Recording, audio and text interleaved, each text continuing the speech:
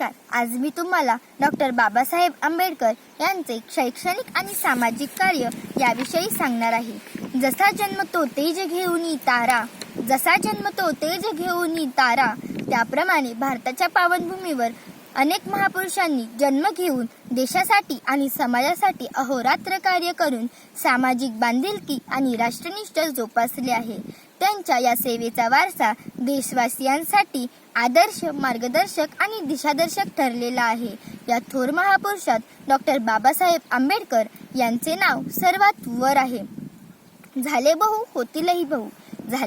होतीलही बहु, परंतु या असमहा, हे वर्णन ज्यांना अगदी तंतोतंत लागू पडते ते म्हणजे भारतीय राज्यघटनेचे शिल्पकार आणि पहिले न्यायमंत्री म्हणजे डॉक्टर बाबासाहेब आंबेडकर.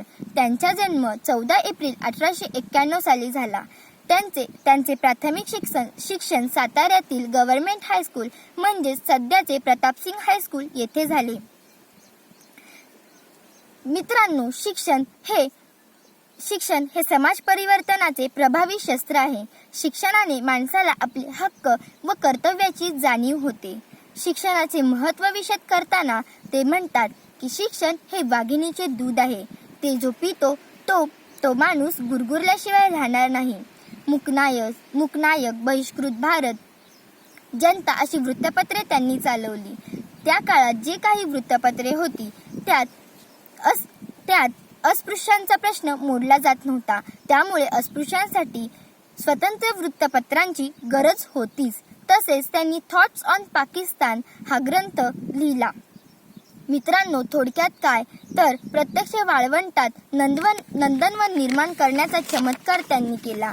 शिक्षणाचा प्रसार व्हावा म्हणून त्यांनी मुंबई येथे सिद्धार्थ महाविद्यालय आणि औरंगाबाद येथे मिलिंद महाविद्यालयाची स्थापना केली.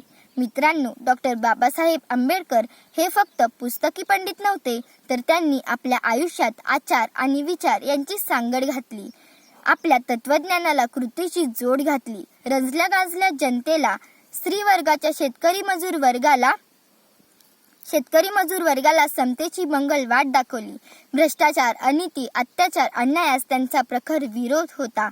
जातीभेद ही समाजाला लागलेली कीड असे ते मानत आणि ही कीड नष्ट केल्याशिवाय समाज एकसंघ होणार नाही असे ते समजत. मित्रांनो, डॉक्टर बाबासाहेब आंबेडकर म्हणजे तळागाळातील लोकांना सामाजिक गुलामगिरीतून मुक्त करून मंत्र देणारे एक पथदर्शक होते. मित्रांनो, अशा या महामानवाने 6 डिसेंबर 1956 साली अखेरचा श्वास घेतला आणि आपल्या कार्याचा ठसा मागे उमटवला. म्हणूनच म्हणते, एक पंथी एक ज्योत प्रकाशाचं रूप असतं. अंधाराच्या आव्हानाला तेवढं देखील खूप असतं.